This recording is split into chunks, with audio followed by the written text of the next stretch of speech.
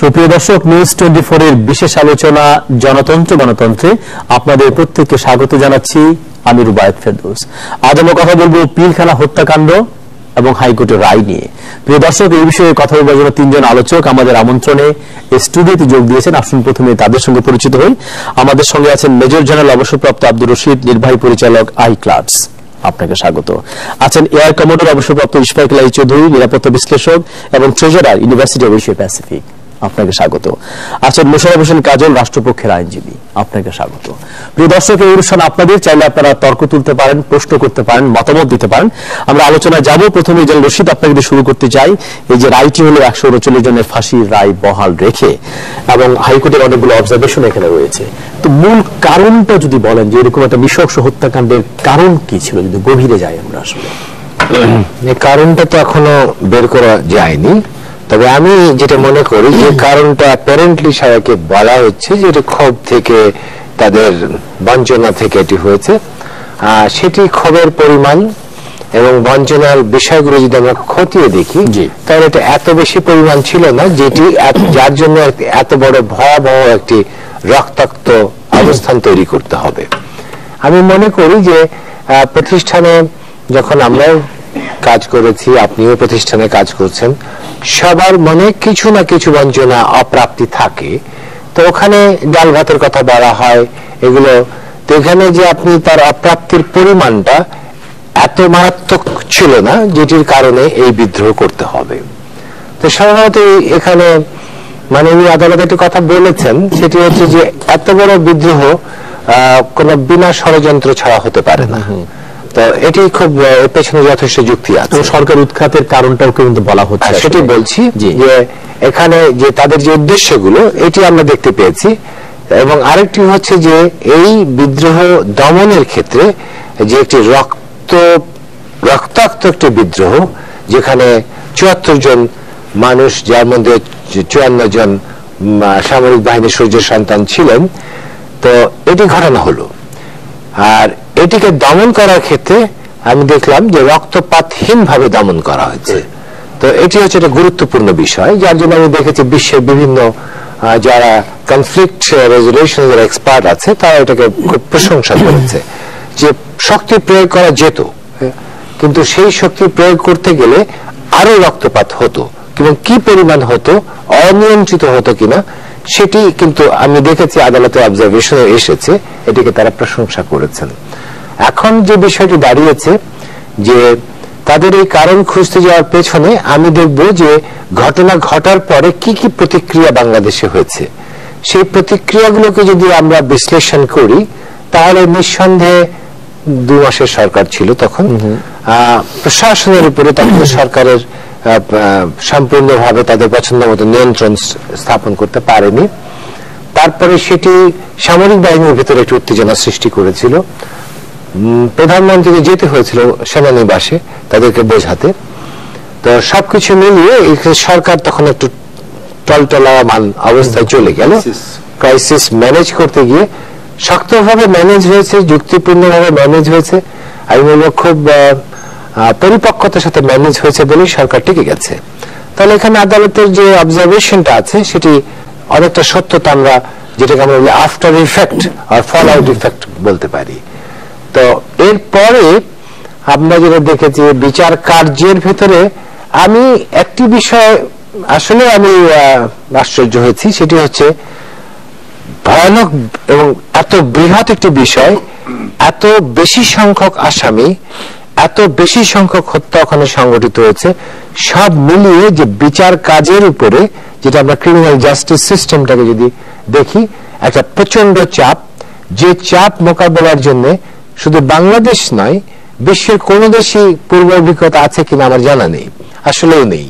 তো সেটিকে ম্যানেজেবল করে এই প্রথাগত প্রচলিত বিচার ব্যবস্থাকে ব্যবহার করে স্বচ্ছভাবে যে বিচার কার্য সম্পাদন করাটাকে আমি বলবো এটা বিচার বিভাগ এবং এর সাথে জড়িত যারা ছিলেন তাদের জন্য একটা বড় অর্জন।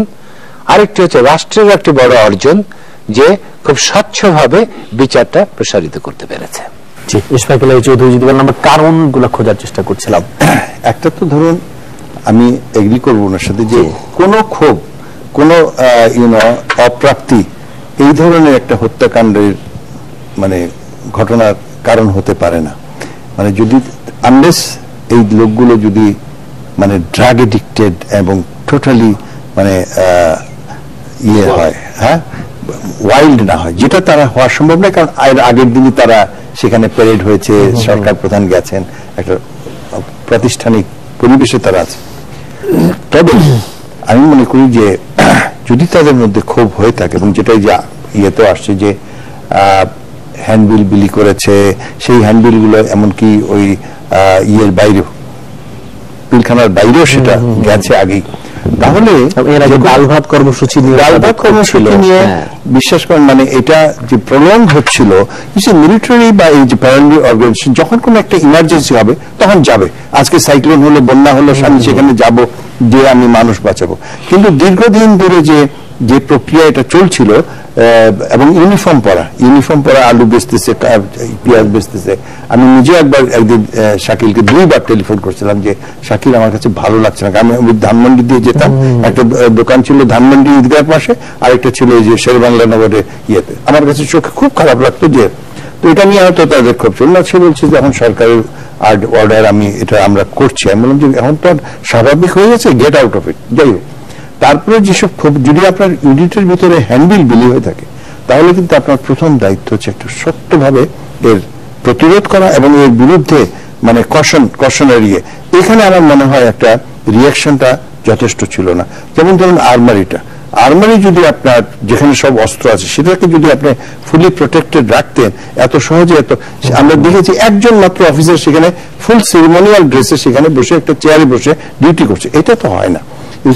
আমরা যদি সামান্য কিছু আভাস আমরা বাইরে থেকে থাকতো, ধরেন সেখানে একটা আর্ম পুলিশের একটা ইউনিট বা মিলিটারি, তো আরো অনেক কথা, তাহলে কিন্তু এই অস্ত্রগুলো এত সহজে পায় না। এবং জিনিসগুলো ভালো হচ্ছে গোয়েন্দা ব্যর্থতা, এবং এমনকি বলা হয়েছে যে তাদের নিজেদের গোয়েন্দারাই মানে বিট্রে করেছে।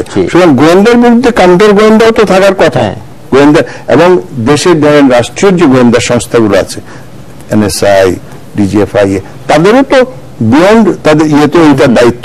তো কোন এক জায়গায় মানে যথেষ্ট হয়তো আমরা এই ক্ষোভগুলোর ইয়েকে আমরা যদি মানে ইন হিমসাইড, এখন ঘটনা ঘটে গেছে পরে এখন আমি সহজেই বলতে পারি, বাট ওই সময় হয়তো সেইটাও খুব সহজে বলা যাচ্ছে না, সেটাও কেউ স্পষ্ট করে বলতে পারছেন। বাট ফেলিয়ার যেটা হয়েছে এটা তো অবজারভেশনে আসছে, এবং এটা স্বাভাবিক। যদি আমরা জানতাম নিশ্চয়ই আমরা এর বিরুদ্ধে ব্যবস্থা নিতাম। আমাদের সঙ্গে যোগ দিয়েছেন ব্রিগেডিয়ার জেনারেল অবসরপ্রাপ্ত হাবিবুর রহমান, যে আমরা পিলখানা হত্যাকাণ্ড এবং হাইকোর্টের রায় নিয়ে কথা বলছিলাম। বিশেষ করে কেন এত বড় হত্যাকাণ্ড ঘটলো তার কারণটা আমরা একটু গভীরে যে খতিয়ে দেখবার চেষ্টা করছিলাম। আপনি কিভাবে দেখছেন জেনারেল হাবিবুর রহমান? আপনাকে ধন্যবাদ জানাচ্ছি, আমি দর্শকদেরকে ধন্যবাদ জানাচ্ছি। আপনি আমাকে শুনতে পাচ্ছেন? হ্যালো হ্যালো হ্যালো, জি আপনি যদি বলেন। আমি শুনতে পাচ্ছি, আপনি কি আমাকে শুনতে পাচ্ছেন? আমরা শুনতে পাচ্ছি, আপনি কথা বলুন। জি জি, আমি বলছিলাম যে আপনার যে প্রশ্নটা, কেন এত বড় হত্যাকাণ্ড ঘটলো, এর একটা দীর্ঘ সামঞ্জস্য আছে। আর ওই হত্যাকাণ্ডটা ঠিক যে ঘটবে এরকম নয়, যে পেছনের ঘটনাগুলো আছে তা থেকে একটা দাবি দেওয়া আদায় করার একটা পদক্ষেপ নেওয়া হবে। এবং আমাদের যত অবজারভেশন এবং আমাদের যা ফাইন্ডিং, আমি ব্যক্তিগতভাবে এই ঘটনার পরবর্তী সময়ে ওখানে বিজিবিতে বিডিআরে পোস্টিং হয়েছিল, এবং আমি অনেক তদন্তের সাথে জড়িত ছিলাম। আমি শত শত সৈনিকদের সাক্ষাৎকার নিয়েছি, তাদের সাক্ষাৎকার স্টাডি করেছি, এবং আমার যেটা ফাইন্ডিং সেটা হচ্ছে যে দাবি দেওয়া আদায় করার জন্য একটা চরম ব্যবস্থা নেবে, এবং সেটা সম্ভবত তারা চেষ্টা করেছিল যে কাউকে জিম্মি করে দাবি দেওয়া আদায় করবে। কিন্তু এটা একটা পর্যায়ে গিয়ে আর ওই জিম্মি করার পর্যায়ে থাকেনি। কোন হতকারী সৈনিকদের হতকারী আচরণের কারণে এটা গোলাগুলিও পরে মৃত্যু, তারপরে এক পর্যায়ে গিয়ে এটা অনেক বেশি টেলিভিশনে যখন কিছু সোলজারদের খুব উত্তেজনা সৃষ্টিকারী বক্তব্য দেওয়া হলো, এবং সেটা অন্যান্য যখন বিদেশের সৈনিকরা যখন শুনছিল, এবং তারা আস্তে আস্তে উত্তেজিত হয়ে এক পর্যায়ে আর একটা দুটো ঘুরে গেছে, তখন ডেসপারেট হয়ে তারা এই কাজগুলো পরবর্তীতে আরো ঘটিয়েছে। শুধু আমরা বলবো না যে হত্যাকাণ্ডের জন্যই তারা পরিকল্পনা করেছিল, কিন্তু হত্যাকাণ্ডটা একটা তাৎক্ষণিক অনেক পরিপ্রেক্ষিতে এটা ঘটে গেছে। এটাই আমার জি, অনেক ধন্যবাদ বিজয় জেলা হাবিবুর রহমান আপনাকে অনুষ্ঠানে যোগ দেওয়ার জন্য। উনি বলতে চাচ্ছেন যে হিট অফ দ্য মোমেন্টে এটা ঘটেছে, খুব পরিকল্পনা করে হত্যাকাণ্ড হয়েছে এরকম না। না না না, হয়তো ক্ষোভটা ছিল তার বক্তব্যের সাথে আমরা আমরা যে ইনভেস্টিগেশনটা করেছি, আমাদের যে ইনভেস্টিগেশনটা হয়েছে, সেই ইনভেস্টিগেশনটা একটা রেকর্ড। এখন তো যে যাই চিন্তা করুক না কেন, মনের দিক থেকে যে যতই কথাবার্তা বলুক না কেন, সেটা তো নিজস্ব চিন্তা ভাবনা থেকে, কিন্তু ঘটনাস্থল তদন্ত করে 654টা 164 কনফেশন নিয়ে বেস তো হয়েছে। আমরা তো ইনভেস্টিগেশনে বেস দিয়েছি, রুট থেকে আমরা ইনভেস্টিগেশনটা করেছি। আমাদের যে ইনভেস্টিগেশন আব্দুল কাহার এখন যেটা করেছেন, সিআইডির 50 জন চৌকস অফিসার এখানে ছিলেন, আমিও এটার সাথে অন্যদের ছিলাম। আমরা যে ইনভেস্টিগেশনটা করেছি সেই ইনভেস্টিগেশনে বেরিয়ে এসছে, আমাদেরটা আমরা বলতে পারি, এছাড়া অন্য কিছু আমি বলতে পারবো না। ইনভেস্টিগেশনে যেটা বেরিয়েছে সেটা আমরা দেখেছি 1990 সাল থেকে কিন্তু এ ধরনের একটা ষড়যন্ত্র চলছিল, এবং 90 সালে তারা এর একবার সুযোগ নিয়েছিল। 91 জামাল রশিদ এটা খুব ভালো বলতে পারবেন, উনি জানেন। এবং আমার মনে হয় ও 91 থেকে তারা যে গেমটা করছে, গেমটা কি? গেমটা ছিল তারা তাদের অধিকার প্রতিষ্ঠা করবে, বিজেপি বিডিআর তাদের নিজস্ব লোকজন দ্বারা শাসিত হবে, মানে কোন সেনা কর্মকর্তা থাকবে না, সেনা কর্মকর্তা থাকবে না।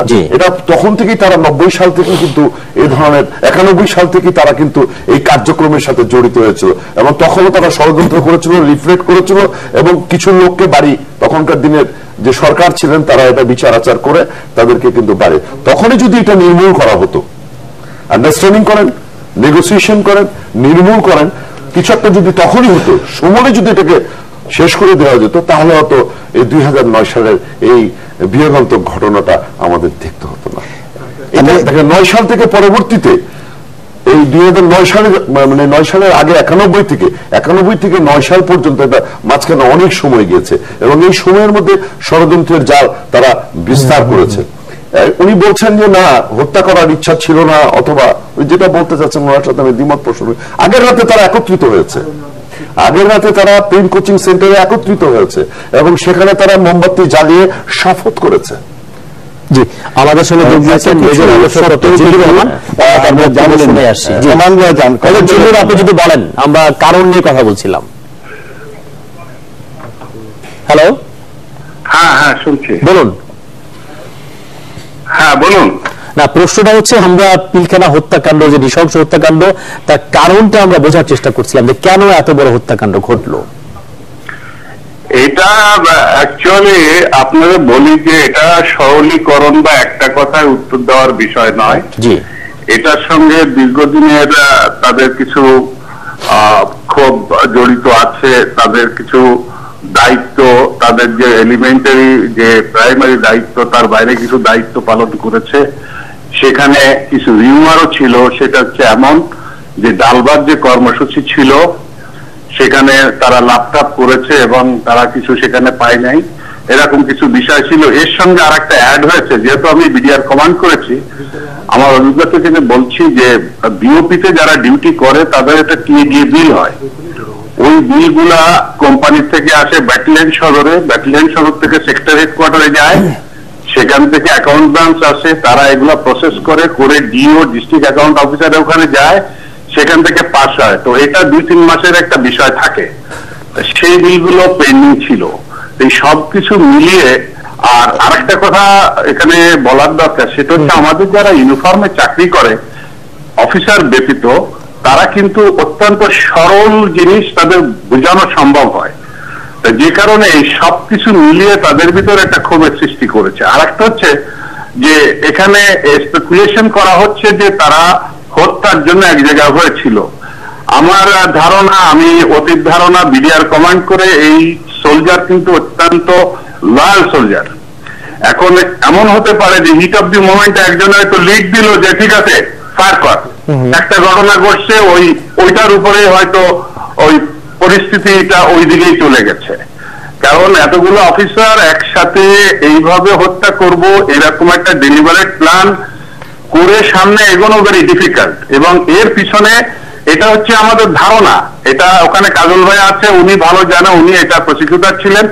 সেটা হচ্ছে যে এর পিছনে আমাদের ধারণা নিরাপত্তার দৃষ্টি থেকে, অভিজ্ঞতা সার্ভিসের, সেটা হলো যে এখানে হয়তো রাজনৈতিক কোনো একটা পৃষ্ঠপোষকতা তারা কোথাও পেয়েছে। যেমন আমরা পত্র পত্রিকায় দেখেছি তারা বিভিন্ন জনের সাথে বিভিন্ন জায়গায় যে দেখা করেছে, সেখানে হয়তো তারা একটা প্ল্যাটফর্ম পেয়েছে যে হ্যাঁ, আমরা যদি কোন রকম একটা ঘটনা ঘটাইও তাহলে তো রাজনৈতিক একটা সাপোর্ট আমাদের থাকতে পারে। জি, অনেক ধন্যবাদ মেজর অবসরপ্রাপ্ত জিল্লুর রহমান আমাদের গণতন্ত্রে যোগ দেওয়ার জন্য। যে পয়েন্টটি বলা হলো, উনি বলেন ষড়যন্ত্র কিংবা হতে পারে পরিকল্পনা, যে ভারতে আছে বিএসএফ এর তারা স্বতন্ত্র বাহিনী, সেই রকম একটা বাহিনী না হয়ে সামরিক বাহিনী থেকে আসার কারণে কি এক ধরনের শ্রেণীবিভেদ ছিল কিনা সেইখানে? তারা সেনামুক্ত তো হবে না, মানে যেটা দেখেন ডিমান্ড যে আমাদের যেন পার্মানেন্ট অফিসার থাকে, সে আর্মি থেকে হতে পারে, পুলিশ থেকে হতে পারে, কিন্তু সে যেন এখন যেটা আছে আমাদের 3 বছর বা 4 বছর কেউ থাকে, তারপরে হয়তো সে চলে আসে। তো ধরুন আমাদের বিমান বাহিনীতে বা সেনাবাহিনীতে, নৌবাহিনীতে বা পুলিশে, কাস্টমসে একটা ক্যাডার সার্ভিস আছে। হ্যাঁ, তো আমাদের যদি তাদের যদি এই ধরনের আমাদের করা যেতে পারতো যে মিলিটারি থেকে, আর্মি থেকে একটা অপশন দিয়ে বলে ওকে তুমি কি এখানে যাবা, যেমন আমি র্যাবে যাই, র্যাবে সেটা কয়েক বছরের জন্য, বা যদি বিডিআর সে একদিন ওখানে যাবে, আমি হয়তো ওখান থেকে ডিজি। কিন্তু এখানে একটা সমস্যা আছে আবার মিনিস্ট্রি অফ ডিফেন্স এবং home, that if one chooses, সে যদি চায় ওটাকেই ক্যারিয়ার করতে, সেটা করতে পারত। কিন্তু ওই রাষ্ট্রীয় ব্যবস্থার মধ্যে এটা বিভেদ সৃষ্টি করা ঠিক না। তো না, কে কোথেকে আসবে, কে কোন বাহিনীকে, এটা যদি তাদের অভিযোগ হয়ে থাকে সেটা that should also be bin addressed. আমি বলছি এই ধরনের চিন্তাটাই ভুল, কারণ আপনি এই ধরনের চিন্তা করবেন কেন? আপনি যে দপ্তরে চাকরি করছেন সেখান থেকে কোত্থেকে কে আসবে, এটা রাষ্ট্রীয় ব্যবস্থার কারিকুলামের মধ্যে কাঠামোগত ব্যাপারে এটা সিদ্ধান্ত যে রাষ্ট্রীয় সর্বোচ্চ ব্যবস্থাগুলো ফিক্স এন্ড ফাইনাল, এটা চেঞ্জ হয়, পরিবর্তন হয়, পরিবর্তন রাষ্ট্রগুলো ফিক্স এন্ড ফাইনাল সেটা বলা হয়েছে। ভারতের দেশে আছে উদাহরণ আছে অনেক জায়গায়, এটা কোনো ফিক্স এন্ড ফাইনাল না, এটি বলা হচ্ছে অ্যাডজাস্ট করা যায় কিনা উনি বলছে।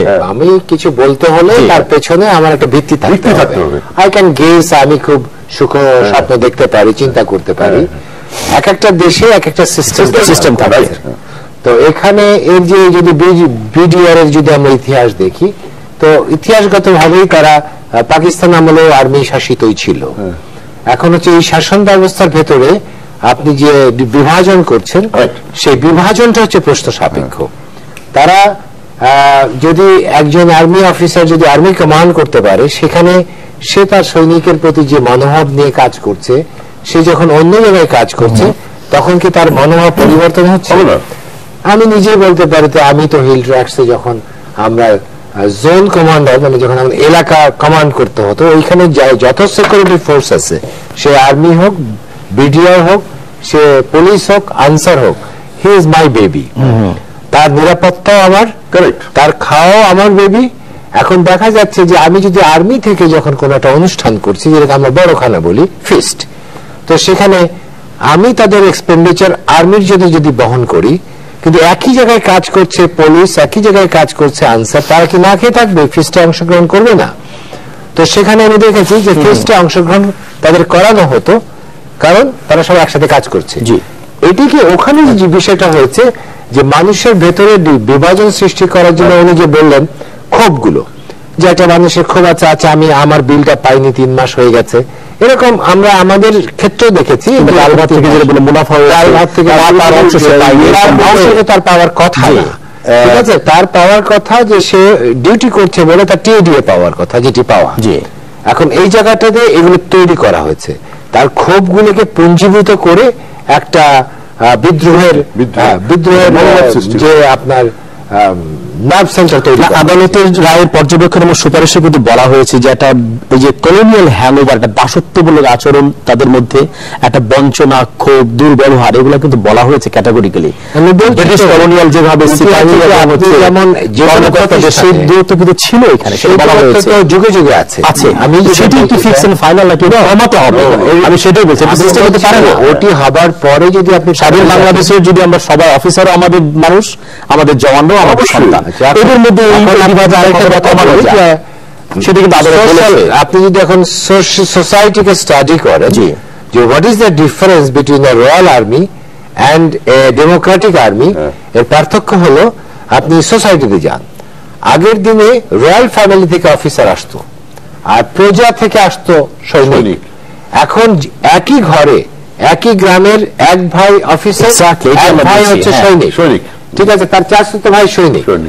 যদি আপনি সেই ক্লাসটাকে যে আপনি বলতে চাচ্ছেন, সেই ক্লাসটা কিন্তু এখানে এক্সিস্ট করে না। ক্লাস ইজ দেয়ার, এটি বলা হচ্ছে।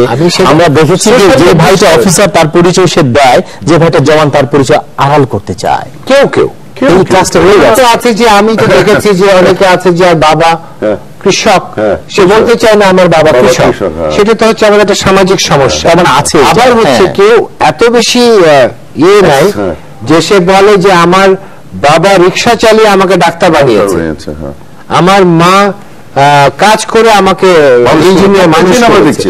সে খুব কম, এই জন্য নিউজ হয়, তাহলে প্রতিদিন দেখি না আমরা। আপনার নিউজ হতে পারে, ঠিক আছে, যে আচরণগত যেটি আছে সেটি হচ্ছে যে এটি হলো আমরা যে ফিউডালিস্টিক সোসাইটি থেকে এসেছি, সেই হ্যাংওভার থেকে আমরা মিস্টার চৌধুরী যদি বলেন এই যে ক্লাসের ব্যাপারটা। ক্লাসটা তো ধরুন আমরা ব্রিটিশ আর্মি থেকে পাকিস্তান আর্মি থেকে বাংলাদেশ আর্মি বা আমাদের এয়ারফোর্সও তাই। তো এখানে অফিসার্স এবং আমাদের মিলিটারিতে এয়ারফোর্সে যেমন অফিসার্স এয়ারম্যান, এই গ্যাপটা তো পাকিস্তানে আমলে অনেক বেশি ছিল, ব্রিটিশে হয়তো আরো বেশি ছিল, আমরা সেটা দেখিনি। কিন্তু বাংলাদেশ হওয়ার পরে এটা কমে আসছে, কারণ যেটা বললেন যে একই ফ্যামিলি, এক ভাই এখানে এক ভাই। তো ধীরে ধীরে এই আমাদের তো এখানে কখনোই কোনো ফিউডাল ক্লাস ছিল না, আমরা সবই মধ্যবিত্তের সন্তান। এই শাকিলের বাবাও তো একজন র্যাঙ্কের সৈনিক ছিলেন, তাই না? এইভাবে এখান থেকে এমনকি আমার সৈনিক থেকে সেনাবাহিনীর প্রধান পর্যন্ত বা এয়ারফোর্স চিফ এরকম হয়েছে যে অত্যন্ত সামান্য এটা সম্ভব, আমাদের সম্ভব। তো কিন্তু হয়তো অ্যাডমিনিস্ট্রেশনে এখনো এটা মিলিটারি কিন্তু through out the world, even United states বা যখন আপনি ওই যে একটা ডিসিপ্লিন ফোর্সে কাজ করবেন, একটা অফিসারদের যে চিন্তাধারা, যে লাইফ, যে ধরনের ট্রেনিং হবে, সেখানে তাকে সেখানেই হয় যে needs to be a leader. এবং লিডার হতে গেলে অবশ্যই তাকে তার যে অধীনস্থ তাদেরকে লুক আফটার করতে হবে। কিন্তু এখানে হয়তো অনেকে হয়তো এখানে কখনো কখনো দুর্ব্যবহার বা যেটাকে অ্যাপারেন্টলি সমাজে তারা হয়তো নিচ্ছে না, কিন্তু এগুলোর পিছনে আবার মানে ডিসিপ্লিনারি অ্যাকশন না, যে কেউ এরকম করে পার পেয়ে যেতে পারবে না। বিশেষ করে 75-এর পরে আমাদের এই যে নভেম্বরে যে ইয়েগুলো হলো, কু কাউন্টার কু, এগুলোর পরে ধীরে ধীরে কিন্তু আরো প্রচেষ্টা হয়েছে যে অফিসার্স এবং আদার র্যাঙ্কের মধ্যে তাদের এই দূরত্বটা কমিয়ে আনা এবং ধরুন আপনার বেতন ভাতা ইয়েতে যে বিরাট পার্থক্য ছিল সেগুলো কিন্তু অনেক ক্ষেত্রে কমিয়ে আনা হয়েছে। এবং শিক্ষাগত যোগ্যতা তো এখন তাদের অনেক বেশি, আগে এক সময় তারা টিপসই করে সৈনিক হয়েছে, এখন তো সেগুলো নয়। সুতরাং সব ক্ষেত্রে আমার মনে হয় কাছে আনার প্রচেষ্টা হয়েছে, তবে কিছুটা গ্যাপ কোনো কোনো ক্ষেত্রে থাকতেই পারে এবং কেউ কেউ হয়তো এতে খুব হতে পারে, কিন্তু in no way it justifies the violence, সেটাকে কোনোভাবেই জাস্টিফাই করে না। তবে আমি আগেও বলবো যে এইগুলোর আরো গভীরভাবে যদি এগুলোর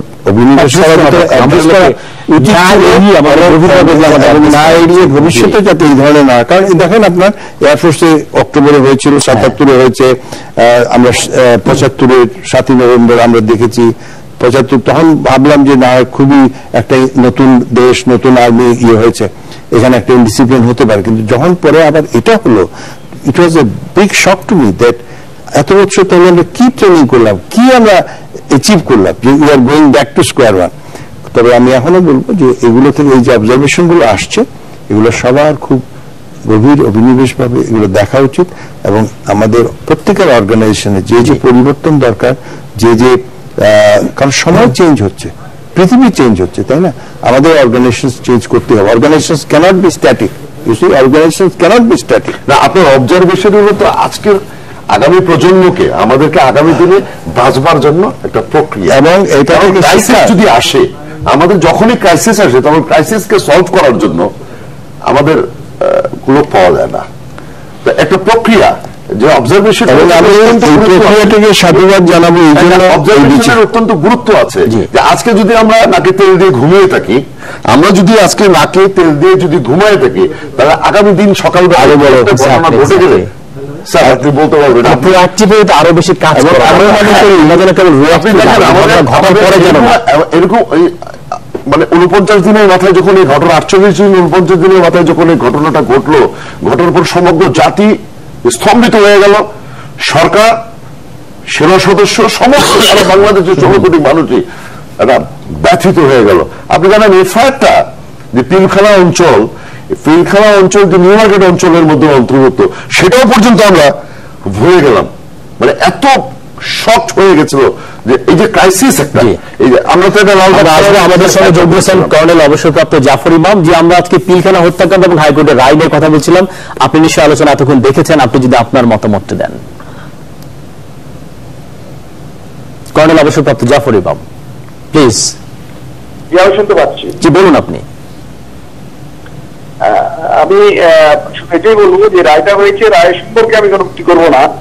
সার্বিক যে হত্যাকাণ্ড, জঘন্যতম হত্যাকাণ্ড সংঘটিত হয়েছে, এই ব্যাপারে বিভিন্ন জনকে বিভিন্ন মত দিচ্ছেন। সেখানে ডালভাত প্রোগ্রামের কারণে এটা হয়েছে, এটাকে হাইলাইট করা হচ্ছে। আসলে এটা সঠিক মূল্যায়ন নয়, সঠিক মূল্যায়ন নয়। এটা একটা ওয়ান অফ দ্য রিজন হতে পারে, একটা কারণ। সঠিক মূল্যায়নটা কি আপনার বিবেচনায়, সেটা আমরা শুনতে চাই। আমার বিবেচনায় এটা তো আপনার রায়ের মধ্যে আছে, এটা বিদেশি ষড়যন্ত্র ছিল। আচ্ছা, দেশে বিদেশি ষড়যন্ত্র, এবং এটা 91 সাল থেকে এই ষড়যন্ত্র কিন্তু আর্মি অফিসার যারা চাকরি করতো, যারা আপনার মুসলিম যেতেন, তাদের বিরুদ্ধে কিন্তু ষড়যন্ত্র, এবং তাদের সৈনিকদেরও, বিডিআর সৈনিকদেরও আমরা তৎকালীন বিডিআরে তাদের বিভিন্ন দাবি বুঝতে তাদের আমরা সোশ্যাল কণ্ঠ 91 সাল থেকে লিফলেট এবং বিভিন্ন উপায় আমরা দেখে আসছিলাম, কিন্তু তখন এটাকে কত গুরুত্ব দিয়ে দেখা হয়নি। এটা একটা কারণ হতে পারে। আর মেইনলি আমি বলবো, আপনার যেখানে রায় হয়েছে, রায়ের মধ্যে বিশেষ গুরুত্বপূর্ণ কথা বলেছে যে আপনার এখানে বিদেশি ষড়যন্ত্র রয়েছে। আমার মনে হয় এটা আমাদের তদন্ত করে বাইর করা উচিত। সরকার যদি এটা বিদেশি শব্দটা আমরা দেখে নেবো, অভ্যন্তরীণ এবং বাইরের মানে কিন্তু বিদেশি না, এটা একটু আমার মনে একটু কারেকশন দেওয়া দরকার। তো আপনাকে ধন্যবাদ কর্নেল অবসরপ্রাপ্ত জাফর ইমাম আমাদের সঙ্গে যোগ দেওয়ার জন্য। কথা বলতে চাই, জি, বিদেশি শব্দটা না, বাইরের এবং অভ্যন্তরীণ। যদি মনে করেন আমরা আমাদের তৎকালীন প্রধানমন্ত্রী শেখ হাসিনা যদি হস্তক্ষেপ না করতেন, এটা হয়তো এত তুলির সমাধান হতো না। কিন্তু তবুও আমি বলবো, আর্মি যে ডিস্টেন্সে পিলখানা ছিল আমাদের ক্যান্টনমেন্ট থেকে, তৎকালীন আর্মি যদি কারা পারমিশন লাগার কথা না, রেগুলেশন এবং আইন মোতাবেক তারা একসঙ্গে ডাইরেক্ট দিতে পারতো। যদি ডাইরেক্ট দিত, তাহলে হত্যাকাণ্ড হয়তো আমরা আপনি যে এ নিয়ে নিশ্চয়ই আমরা আরো কথা বলবো, কিন্তু সেটা বিরতির পরে। প্রিয় দর্শক, গণতন্ত্রে আমরা ছোট্ট বিরতি নিচ্ছি। আমরা কথা বলছিলাম পিলখানা হত্যাকাণ্ড হাইকোর্টের রায় নিয়ে। আমাদের সঙ্গে থাকুন, একটু পরেই ফিরে আসবো। সুপ্রিয় দর্শক, নিউজ 24 এর বিশেষ আলোচনা গণতন্ত্রে আপনাদের আরেকবার স্বাগত জানাচ্ছিলাম। আমি রুবায়েত ফেরদৌস। কথা বলছিলাম পিলখানা হত্যাকাণ্ড এবং হাইকোর্টের রায় নিয়ে। বিরতির আগে খানিকটা কথা আমরা বলেছি, বিরতির পরে আমরা যাব। আমি আদালতের যে সুপারিশগুলো ধরে ধরে কথা বলতে চাই। 1 নম্বর বলা হয়েছে, আদালত বলছে যে এটি আমাদের আন্তরিক প্রত্যাশা, একটা পায়াস উইশ, যে অপারেশন ডালভাতের মতো এমন কোন কর্মসূচি নেওয়া উচিত হবে না যা বিজিবি সদস্যদের গৌরব ও আত্মসম্মানে আঘাত আনে, যেটি অলরেডি আপনি বলেছেন। এটা স্পষ্টত প্রতীয়মান যে এ ধরনের কর্মসূচি তাদের সৈনিকমূলক আচরণের নেতিবাচক প্রভাব ফেলে, সৈনিক হিসেবে যে প্রাইড সেটাকে আঘাতগ্রস্ত করছে, এবং এ ধরনের কর্মসূচি না নিতে সরকার ও কর্তৃপক্ষের প্রতি আহ্বান জানিয়েছেন আদালত। খুব সংক্ষেপে যদি পারেন। আমি বললাম যে আমি ব্যক্তিগতভাবে এত বেশি এটাকে ইয়ে করতাম যে আমি নিজে টেলিফোন করেছি শাকিলকে, ওদের ডিজিকে 2 বার, যে শাকিল এটা বন্ধ করো। আমাদের গলফ ক্লাবে দেখা হতো, এগুলো বন্ধ করো। সে বলতো যে সরকারের আদেশ। কারণ আমি একজন, যেটা বললাম, ইমার্জেন্সিতে আমি যাবো, ইমার্জেন্সিতে যাবো, আমি দুস্থ মানবতার সেবা করে আমরা রোহিঙ্গাদের করছি, তাই না?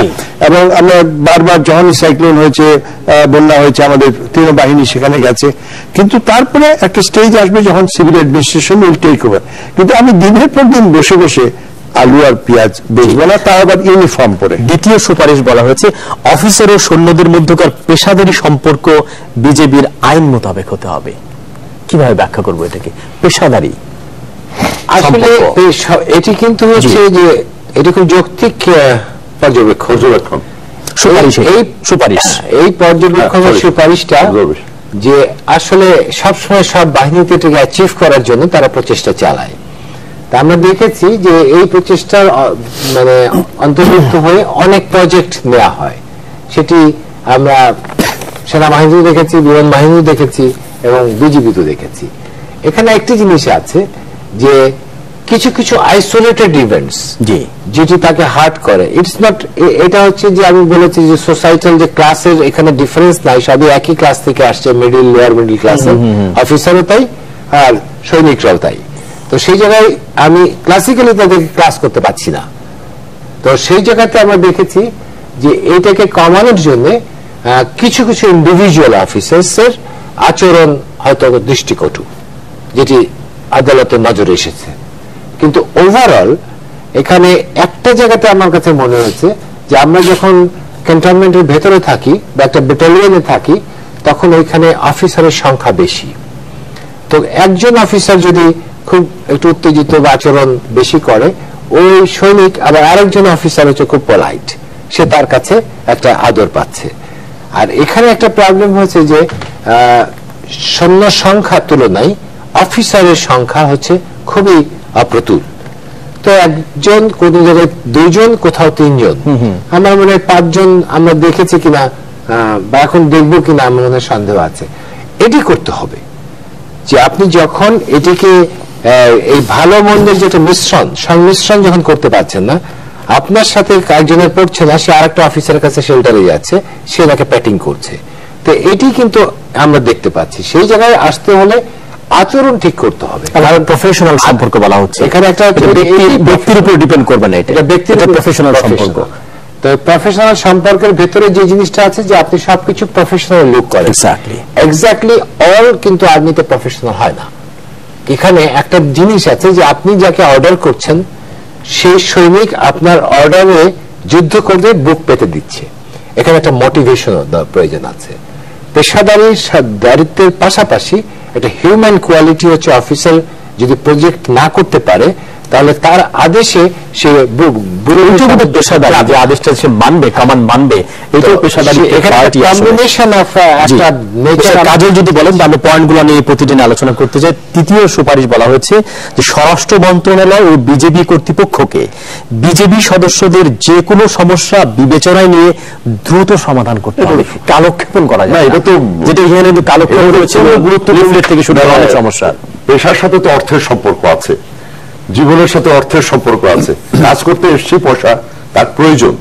এখন যে কাজটা সে করেছে, সে কাজের যে পারিশ্রমিক যেটা, সেটা সে যে পাবে, সেটাকে হয়তো পারিশ্রমিক কিন্তু বলেনি, সমস্যা যে কোনো সমস্যা। আমি জানি যেমন ধরো তখন একটা ইয়ে ছিল যে প্রথমত ধরুন আর্মি, নেভি, এয়ারফোর্স আমরা ইউএন মিশনে গেলাম, ঠিক আছে, তারপরে পুলিশ থেকে পুলিশও গেল, তখনও কিন্তু বিডিআর থেকে, আমি যতদূর জানি বিডিআর থেকে যায় নাই। এটাও তাদের, কারণ এই একটা ইউএন বিডিআর থেকে গিয়েছিল, এখন যা বিডিআর থেকে গিয়েছিল তৌহিদ 1 নম্বর আসামি, তিনি নিজে বিডিআর থেকে গিয়েছিলেন, তিনি মিশনে। তাদের দাবি ছিল যে তারাই গিয়েছিলেন, তারা পরবর্তীতে কিছু প্রবলেম করেছিলেন, যার জন্য তাদেরকে বাদ দেওয়া হয়েছে। যেন রশিদ বহল জানেন, উনি বলতে আমার কাছে ইউএন মিশনে যে প্রিন্সিপালটা আছে সেটা হচ্ছে যে দে টেক রেগুলার সোলজার্স। তো সোলজারের বাইরে সেটি এয়ারফোর্স হোক, নেভি হোক, আর্মি হোক, সেটি। আর এর বাইরে যদি আপনি কাউকে পাঠাতে চান তাহলে এটা ইউএন প্রভিশনে একটা কাজ করবে। পুলিশ ইজ এ সিম্পল, ওটা হচ্ছে আলাদা প্রভিশন। এখন আপনি যাকে পাঠাতে চাচ্ছেন তাহলে তাকে আপনি আর্মি বানিয়ে পাঠাতে পারেন। এখন এই আর্মি বানানোর প্রভিশন আপনি তৈরি করবেন, মানে আধা সামরিক বাহিনী যাওয়ার কোনো সুযোগ নাই, একসময় ছিল, এটা নাই। কি বলে ইউএন প্রভিশনে নাই, ইউএন প্রভিশনে নাই। ওখানে দুটো আছে, তো একটা হচ্ছে বোঝানো হয় না এইভাবে আর কি, একটা ডিসকন্টিনিউমেন্ট ছিল, আমার ওই ভাই যাচ্ছে, এই ভাই যাচ্ছে, আমি যেতে পারছি না। প্রতি বছর এখান থেকে লোক হজে যাচ্ছে, আমরা যতটুকু জানি, আমরা তদন্ত প্রতি বছর এখান থেকে হজে যাচ্ছেন, প্রতি বছর ছুটিতে যাচ্ছেন, প্রতি বছর। তারপরেও কিছু গ্যাপ তো থাকি। জি, 4 নম্বর যেটা বলা হচ্ছে বিজেপি সদস্য ও কর্মকর্তাদের মধ্যে এখনো কোনো দুঃখ দুর্দশা থাকলে বিজেপি কর্তৃপক্ষকে তা মিটিয়ে ফেলতে হবে। এটা সবসময় যে কোনো অর্গানাইজেশনকে শক্তিশালী করতে হলে তাদের মধ্যে যেসব এগুলোকে লুকানো চলবে না। মানে এই যে দরবারটা মানে কি, যে অফিস কমান্ডিং অফিসার এবং সোলজারদের মধ্যে সেখানে একদম কিন্তু সেখানে যদি আপনি নাটক করেন, সেখানে যদি বলে যায় বেটা তোরা কথা বলবি না, ও বলবে, সাজানো যদি নাটক হয়, তাহলে কিন্তু সেই দরবারের পারপাস নষ্ট হয়ে যায়। কিন্তু দুঃখজনক ভাবে আমি এয়ারফোর্সে দেখেছি অনেক সময় এগুলো সাজানো হয়। সত্যি মন খুলে কথা বলতে মন খুলে যারা কথা বলে তাদেরকে বলতে দেওয়া হয় না, তাদের পক্ষের লোকদের তারা ভূয়সী প্রশংসা করে যাচ্ছে, সবকিছু সব ঠিক আছে। বাস্তবতা যখন এই ধরনের সমস্যা হয় তখন সেই সমস্যাটা একদম অনেক বড় হয়ে এক্সপ্লোর করে। বিকজ আপনি ওই যে কমান্ডার, আপনি জিনিস জানলেন কিন্তু উপরে পাঠালেন না, ভাবলেন যে এটা আমার লেভেলে আমি সলভ করে ফেলবো, আমার এটা উপরে ময়লা থাকলে আমার মনে হয় খুবই, শুধুমাত্র আমি বলবো বিজিবির ক্ষেত্রে না, সব ইভেন সিভিল ডিপার্টমেন্টস, আপনি যে কোনো একটা অর্গানাইজেশন চালাতে হলে একটা ফ্যাক্টরি চালাচ্ছেন আপনি, এটা সেখানে আপনার ওয়ার্কার্স এর লেভেলের সাথে আপনার ম্যানেজমেন্ট আসছে, কারণ দূরত্ব সৃষ্টি হবে না। কারণ তার সবাই যদি তার বলে যে আমরা একটা গোলে কাজ করছি এবং আমরা we are on the same path, আমরা একই বোটে আমরা আছি, এইটাকে সাকসেসফুল করতে হবে, ফ্যাক্টরি চালিয়ে থাকবে মালিক। কিন্তু সেটাই আমার মনে হয় যে সব স্টোরি একরকম না, এটা যে একটি স্টোরি।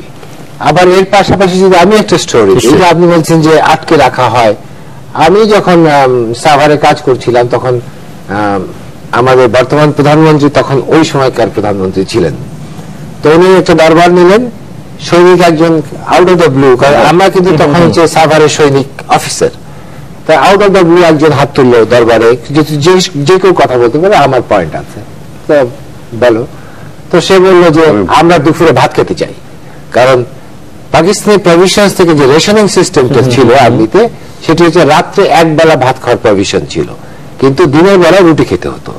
তা আমরা বাঙালি, আমরা দিনের বেলা রুটি খেতে চাই না। তো প্রধানমন্ত্রী এটাকে সাথে সাথে কাজ করে বললেন যে ঠিক আছে, আমি যদি দুপুরে ভাত যতদিন না খাওয়াতে পারবো ততদিন আমিও ভাত খাবো না দুপুরে। That was her comments. তো ওকে কিন্তু কেউ আটকায়নি।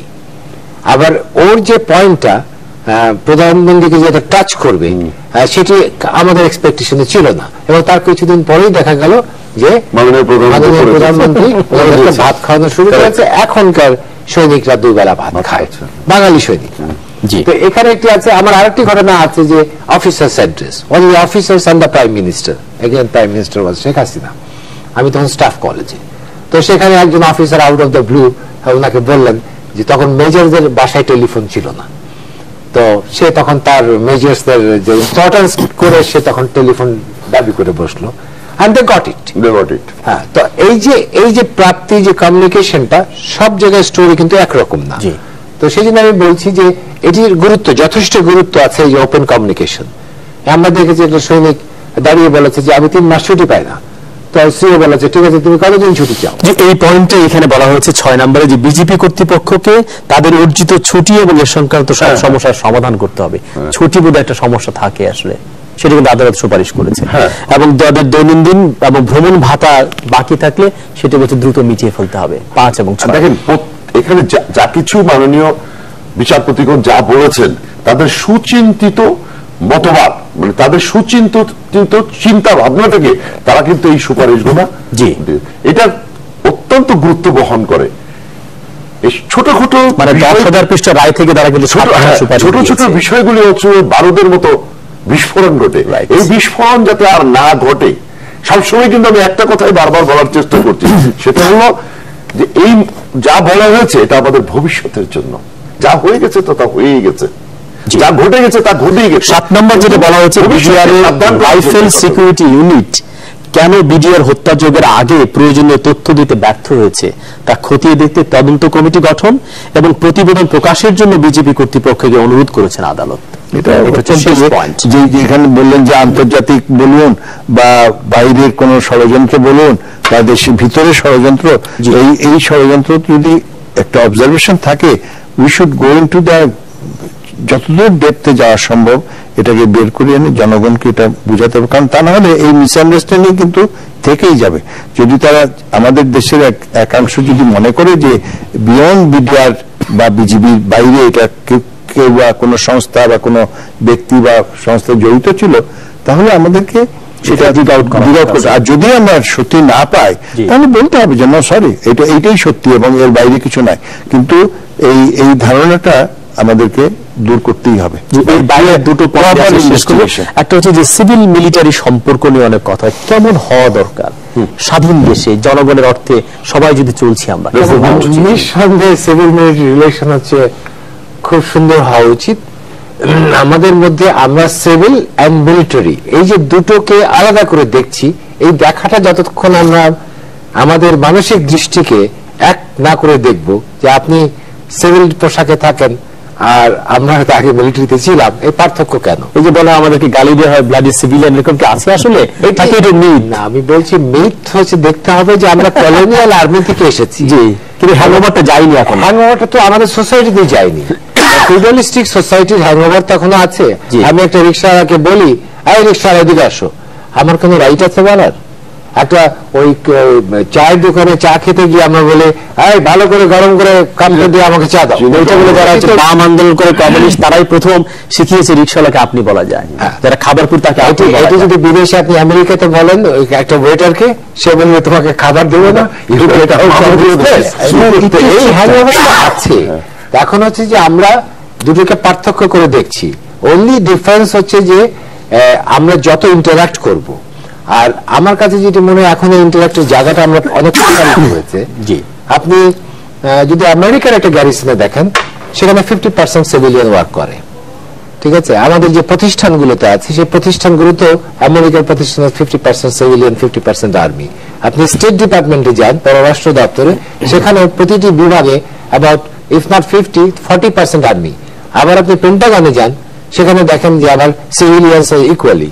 এই যে ইন্টারমিক্সিং যতক্ষণ আমরা করতে না পারবো, আমি আমার জায়গায় বসে থাকবো, আপনি আপনার জায়গায়, আপনি আপনার আয়না দিয়ে চশমা দিয়ে আমাকে দেখবেন, আমি আমার চশমা দিয়ে আপনাকে দেখবো, তাহলে এই রিলেশনটা ডেভেলপ করবে। সিভিল মিলিটারি রিলেশনসটা বলতে আমি মনে করি যে গণতান্ত্রিক সমাজে যে রাষ্ট্র ব্যবস্থার সেনাবাহিনী একটা তার প্রত্যেকটা কাজের জন্য রাষ্ট্রের কাছে জবাবদিহিতা। আপনি দেখেছেন যে মার্কিন যুক্তরাষ্ট্রে মানে আমরা starting from the budget to the how you are spending the money, where you are spending money, এর উপরে কিন্তু একটা নজরদারি আমরা অনেক বেশি ওই তুলনায় অনেক ইউরোপিয়ান কান্ট্রিজ গুলোতে আপনার টাকা কিভাবে কেন খরচ করছেন, কিভাবে খরচ করছেন, কি কাজ করছেন, শুধুমাত্র টাকাই নয়, অর্গানাইজেশনের ভিতরে। আমি মনে আছে মানে আমরা অনেকে আমেরিকাতে স্টাফ কলেজ করেছিলাম আমি, তো 2বার কিন্তু এয়ারফোর্স চিফ আমাদের লেকচার দিয়ে গেছেন, ওকে, এবং কোনো বিশেষ কোনো সারা পাইনি আমরা যে পূর্বাভাস। কিন্তু যখন দেখলাম কয়েকদিন খুব বেশি ঢালাই মচে হচ্ছে, আমরা জিজ্ঞেস কি ব্যাপার, বলে এখন সিনেট কমিটি আসবে। তো সিনেট কমিটি আসবে তো বলে এত বলে আগামী বছর বাজেটে যদিও এখন কিছু অবজার্ভ বাজেটে কাটে করে দিবে। একদম শেষ 1 মিনিট যদি আপনি 30 সেকেন্ড বলেন যে মিডিয়া এবং মিলিটারি সম্পর্ক, যেটা গত মানে পিলখানা ঘটনায় আমরা মনে করি মিডিয়া রিলেশন ফেল করেছে, যেভাবে একতরফা নির্বাচন ঠিক হয় সাংঘাতিক, এবং যদি আমরা বললেন যে কোনো ক্ষেত্রে হয়তো আরো দুষ্কৃতিকারীদেরকে উৎসাহিত করেছে একতরফা। আমি বলবো সেই পজিশন থেকে আজকে আমরা অনেক বেশি উত্তরণ। আমি বিশেষ করে বলতে চাই যে আমাদের ন্যাশনাল ডিফেন্স কলেজে, স্টাফ কলেজেও কোর্স করছি কিনা যায় না, বাট ন্যাশনাল ডিফেন্স কলেজে ওই যে ক্যাপস্টোন কোর্স বলে একটা কোর্স, এবং আমাদের মিডিয়ার বিভিন্ন স্তর থেকে তারা যে তাদেরকে ট্রেনিং দেওয়া, আমাদের মিলিটারি সম্বন্ধে জানা, যত উপরে লেভেল অফিসার তার মিডিয়ার অ্যাডভান্স ট্রেনিং মিডিয়া মিলিটারি নিয়ে যদি আপনি বলেন শেষ করবো। নিঃসন্দেহে এটি আমরা তো বললাম কলোনিয়াল, আপনারা মিডিয়া বান্ধবী হয়ে গেছে, যারা আছেন, তো সেখানে আমরা একটা ব্রিজ হিসাবে কাজ করছি, ভাবে কাজ করছেন। হ্যাঁ, ব্রিজ এটি যতই করা যাবে। আগে তো আপনাদের কথা শোনার সুযোগই ছিল না, এখন তো শুনছে জনগণ। আমার মনে হয় যে এটি খুব উন্নত হওয়া উচিত। আরেকটি হচ্ছে যে তথ্যের স্বচ্ছ প্রদান, সেটি আপনারা অনেক সময় ফিল করেন যেটি সামরিক বাহিনী সময় মতো এবং স্বচ্ছভাবে দিচ্ছে না। তো সেটি একটা এনভায়রনমেন্ট তৈরি করতে হবে। অনেক দেশই আছে যারা আইএসপিআর এখানে আর্মির মুখপাত্র তৈরি করেছে, সিনিয়র অফিসার সেখানে প্রভিশনিং হয়েছে। আমাদের এটি মনে হয় প্রক্রিয়াধীন আছে। এইটির প্রস্তাব আপনাদের কাছ থেকে এসেছে যে how they like to see ISPR. তো সেটির উপরে ভিত্তি করে এখন পরিবর্তন আমরা অনেক দেখেছি, পরিবর্তন দেখছি। এনডিসিতে আমরা জয়েন্ট সেক্রেটারি লেভেল অফিসারদের দেখছি, ওখানে একসাথে মিলিটারির সাথে কাজ করছে, মানে শিক্ষা গ্রহণ করছে, কোর্স করছে। ঠিক তেমন ভাবে আমরা এটি দেখছি না। আবার যেমন এনডিসিতে আমি দেখছি যে civilian senior DS joint secretary আর অ্যাডিশনাল সেক্রেটারি কাজ করছেন আর্মির পাশাপাশি মেজর জেনারেলের পাশে। সাভারের পিএটিসি থেকে করে কোনো মিলিটারি অফিসার ওখানে কোনো প্রভিশনস করেছে নাকি তারা? না, ট্রেনিং এ যায়, কিন্তু প্রশিক্ষণ অনেকে যায়, ভালো রেজাল্ট করে, আমি ভালো রেজাল্ট। যদি আমরা একটু মিথস্ক্রিয়া দরকার। তিনজনকে ধন্যবাদ আসবার জন্য, কথা বলবার জন্য। প্রিয় দর্শক, সঙ্গে থাকার জন্য ধন্যবাদ। জনতন্ত্র গণতন্ত্রে আরো বেশি বেশি করে প্রশ্ন করুন, মতামত দিন, তর্ক তুলুন। কারণ আমরা মনে করি তর্কহীন আর প্রশ্নহীন সমাজ মানে মৃত সমাজ। ভুলে গেলে ভুল হবে যে গণতন্ত্র কেবল একটি সরকার ব্যবস্থা নয়, গণতন্ত্র একটি মূল্যবোধ, একটি দৃষ্টিভঙ্গি, একটি জীবন ব্যবস্থা। গণতন্ত্র মানে মত দ্বিমত ভিন্ন মত। আমরা প্রত্যাশা করি গণতন্ত্র ও ভিন্ন মতের, জনতন্ত্র হোক পরম সহিষ্ণুতার, অন্যের মতামত গ্রহণের যে সাংস্কৃতিক যোগ্যতা সম্পন্ন সমাজ। প্রিয় দর্শক, আপনাদেরকে সাথে নিয়ে জনতন্ত্র গণতন্ত্র তেমনি একটি সমাজ নির্মাণে প্রত্যাশী। অনুষ্ঠান সম্পর্কে আপনার মতামত দিন এবং এর পুনঃপ্রচার দেখুন আজ রাত 2টো এবং পরদিন সকাল 6টায়। ভালো থাকুন, নিরাপদে থাকুন এবং নিউজ 24 এর সঙ্গেই থাকুন।